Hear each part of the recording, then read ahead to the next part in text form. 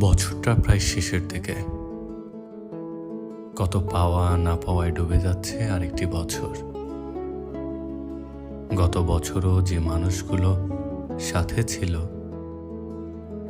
তাদের মধ্যে অনেককেই হারিয়ে ফেলেছি।